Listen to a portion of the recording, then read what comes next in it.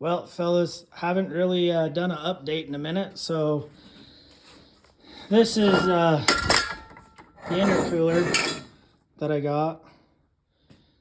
I built this whole upper section. Well, it's going to actually be the lower section, but I did pie cuts just because I didn't have any radiuses for the tubing, and then I did a little bead right there.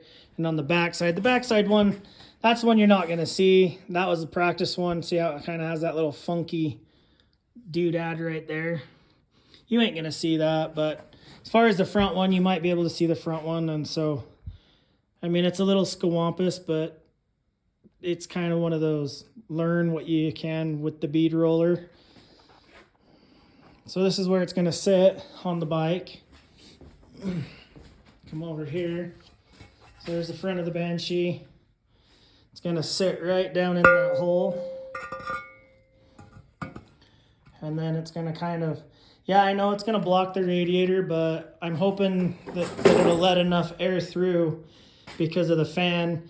And what I'll probably do is build some wings on the side of the radiator out here that just bolt on here, or even just stitch weld right down the edge there, just to be able to pull some air to the radiator from the intercooler. But yeah, that's going to basically sit like that. The turbo is going to sit right here, right on the end. And then the piping is going to go through the hole right into there. So we'll figure out what this does because of the turning radius. I may have to suck that pipe right close to the frame. But then it's going to come out. I'm going to build another top half and probably come out one of these two sides. Probably kind of like right as low as we can get it. And then right back into the intake that I'm going to build as well. So we're coming along. I did a brace here that I haven't welded in. That's going to be a solid brace because this side here doesn't unbolt, but this side here does. And so to get the motor out, I built this 2-piece bracket. This piece here is going to actually stay where it's going to stay. Then these 2 bolts will hold that in. That'll come off. I'm going to do another one that takes up this whole radius here and then has enough material to come down here and do the same exact thing that this does onto a piece of 1 or 1 1/4 inch tube to go around there to get the bolt in. But that's where I'm at. Yeah, that fits really good. It doesn't fit the blow-off valve, or the wastegate, sorry, wastegate. That wastegate sits right there on the header. And so I'm gonna actually have to cut a big section of this in a radius out, which isn't a big deal because that's a whole lot of bracing.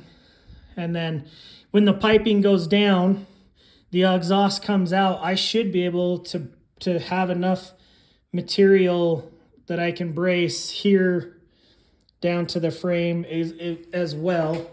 The other option is build a bracket from here down to the frame and do another one of these joints here so that that whole section comes off, and then just do a brace from here down somehow, or even here down, kind of keep it similar. But yeah, that section right there, I mean, having no bracing from this all the way across the base up into the here is no good. So I may tie right into there and come down. Basically just so if I were to jump it, which I probably will, it's not going to be a drag bike. It's going to be a everything bike just with a turbo, and it'll be a whole lot of fun. But I'd like to keep the bracing because if anything were to happen and that frame buckles, I mean, that's not going to be a good day. That's the whole reason why we're doing this in the first place, is because the other guy he wrecked and broke the frame and just everything. So anyway, and then I'll get a new fuel cell for the back right here. It's going to kind of come down. It's going to be as low as that right there, and then taper up. And then the pump's going to sit out here in the front. And it should be a good 3.5 gallons. You know, and we'll go that way. The pump may even sit close to the back if I baffle in there with some dimple dies and stuff on some aluminum. That way it comes down, but it doesn't come back up. So that's probably what I'm going to do is the tank will sit here and angle up, and then inside that brace, I'll have a brace here that when the fuel comes back on an angle, right, because you're going up the hill, it actually keeps enough fuel down here in the bottom to be able to rip that hill and not chug out. So, but that's where we're at.